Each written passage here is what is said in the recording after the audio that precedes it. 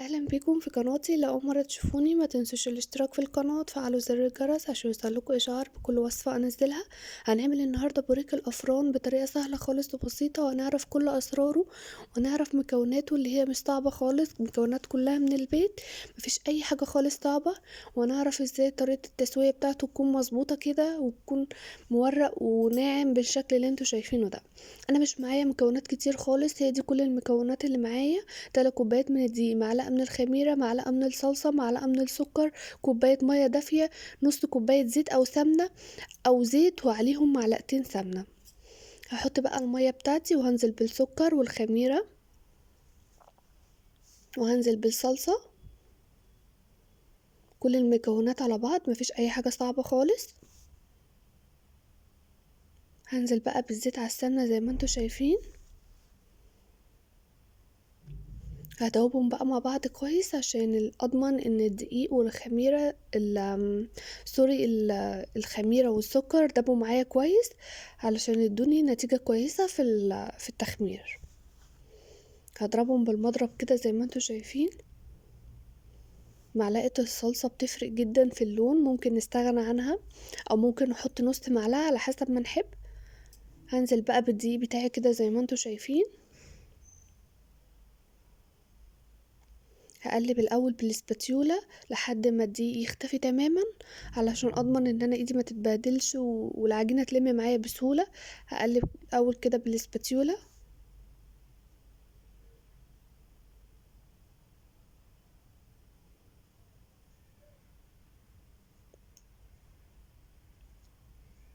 العجينه بتتعجن بسهوله جدا، مبتاخدش وقت خالص حتى في العجن، بتلم بسرعه. انا عايزه عجينه تكون طريه بس يعني ايه، طريه خالص بس مش بتلزق في الايد.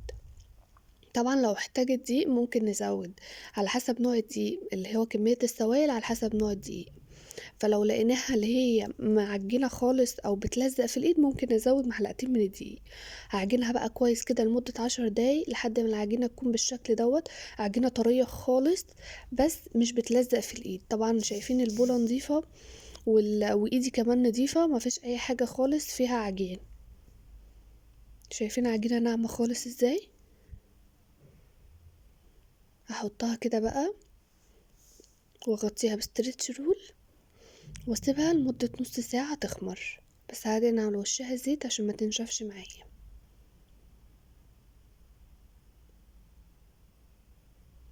شايفين كده خمرت، شايفين نتيجتها حلوة قوي. هبدأ بقى ان انا اخرج الهواء منها بالشكل ده.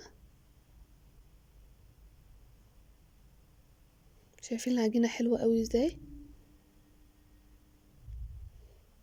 هخرج منها الهواء كده كويس وهبدأ ان انا اخد منها كور، قطع صغننة خالص لان هي بتخمر وبتزيد.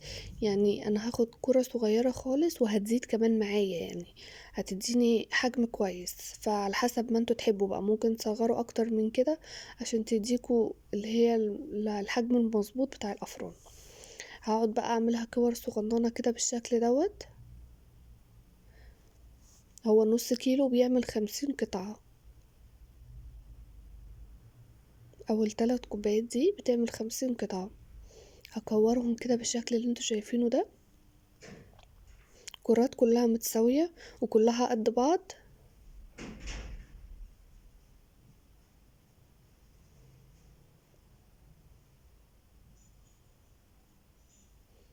لو حسيت ان هي كبيرة شوية باخد منها حتة.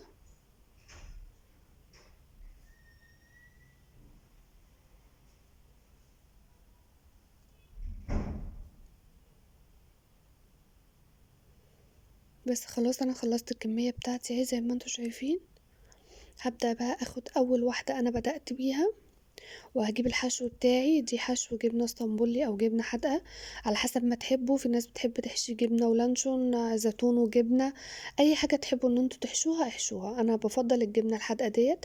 احط قطعة كده صغيرة وهبدأ ان انا اقفل كده بالشكل اللي انتوا شايفينه ده واحطها في الصاج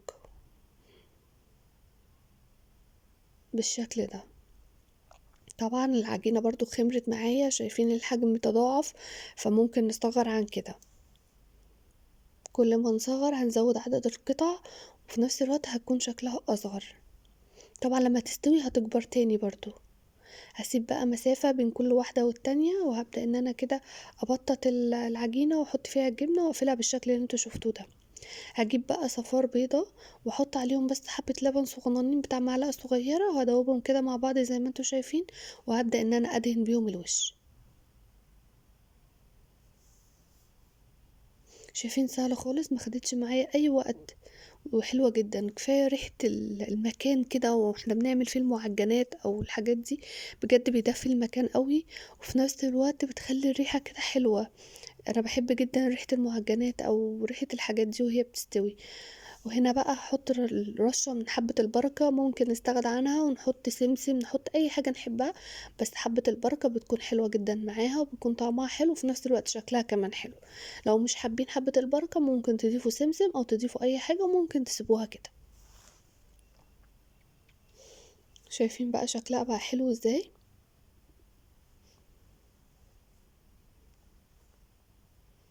انا بقى مولعه الفرن.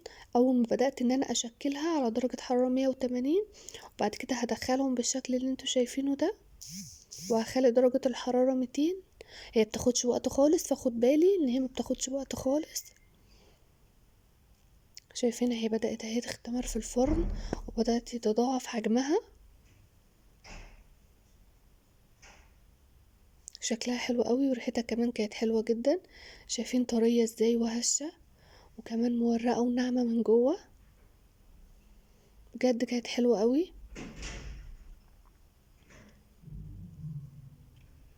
واللون كمان بتاع السوا حلو جدا. اهم حاجة اخد بالي لان هي مش بتاخد وقت كتير في الفرن، هو بالظبط بتاع ربع ساعة. يعني اخد بالي، ولو هي ما خدتش اللون ده من فوق لان الفرن ما فيهوش مروحة، ممكن نفتح الشواية عليها دقيقتين بالظبط، بس اكون واقفة جنبها علشان ما تتحرقش. شايفين البيض واللبن خلى شكلها حلو قوي ازاي، وطرية وهشة خالص، من غير ما نغطيها ومن غير اي حاجة. بصوا عاملة ازاي. ممكن بعد ما تطلع من الفرن نغطيها بفوطة نظيفة ونسيبها تبرد خالص تحت فوطة نظيفة، بس انا ما عملتش كده وكانت طرية معايا وحلوة جدا. لا تنسوش بقى